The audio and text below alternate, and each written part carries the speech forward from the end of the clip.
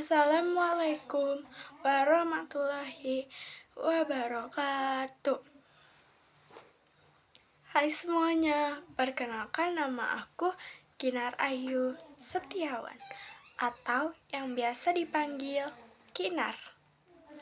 Aku dari kelas 6C STN Rajak 5. Di sini aku akan menjelaskan dan menceritakan kembali buku kedua yang sudah aku baca yang berjudul Sebuah Seni untuk Bersikap Bodo Amat. Jadi, kita harus berpikir yang baik kepada semua orang. Karena pasti kalian pernah melihat segerombolan anak pang menolong ibu-ibu tua yang masih saja berjualan demi keluarganya memakan sesuap nasi. Segerombolan anak pang itu membagi makanan kepada ibu-ibu itu karena dia juga manusia. Mereka bisa merasakan rasa kasihan seperti ibu-ibu itu. Mungkin segerombolan anak pang itu pernah melihat dan pernah merasakan di posisi ibu itu. Belum tentu orang yang berpakaian layak, berpakaian keren, berpakaian mahal, itu dia sering berbagi dan memberi kepada orang-orang. Belum tentu orang yang berpakaian layak di mata kita, dia sering menolong, dia rendah hati. Bisa jadi orang yang berpakaian layak, orang yang berpakaian serba mahal, orang yang di tangannya penuh dengan bulatan cincin yang berwarna emas mengkilap, dan kalau tangannya digerakin bunyi, belum tentu dia ingin berbagi kepada orang-orang yang ada di bawah dia. Maka itulah kita harus melihat orang yang di bawah kita. Kita jangan melihat orang yang di atas kita melulu.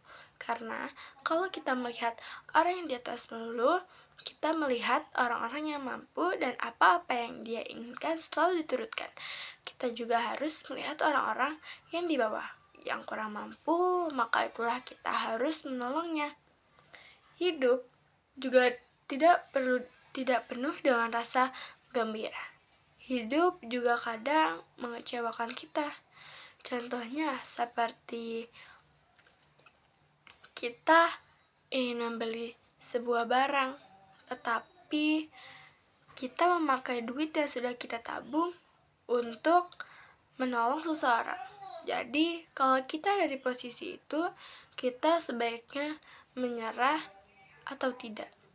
Ya tidak dong, karena lebih baik kita membuat perbaikan kepada orang lain. Diri kita selalu ada, tapi waktu untuk berbagi tidak selalu ada. Karena berbagi itu penting. Berbagi juga salah satu cara untuk kita masuk ke surga. Gak surga juga sih, kayak ya udah gitu. Hidup juga tidak semuanya penuh dengan keistimewaan. Hidup juga tidak penuh dengan rasa enak.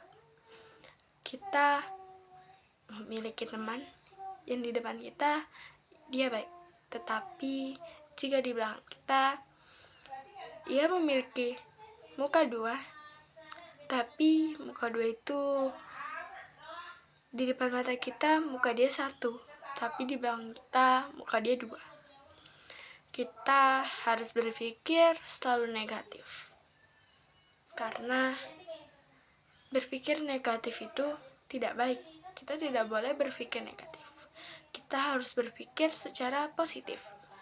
Jika kita berpikir negatif, pikiran itu akan selalu mengelilingi pikiran kita, mengganggu jam pelajaran kita, mengganggu kita belajar, mengganggu kita beribadah, mengganggu kita waktu istirahat, dan mengganggu waktu banyak lagi. Menghilangkan pikiran negatif dari pikiran itu gampang. Contohnya, kita tinggal tidur aja, pasti pikiran itu akan hilang. Maka itulah kita jangan terlalu memikirkan pikiran negatif. Kita harus berpikir secara positif. Kenapa kita harus berpikir secara positif? Karena berpikir positif lebih baik dari berpikir negatif. Semua orang pernah merasakan penderitaan.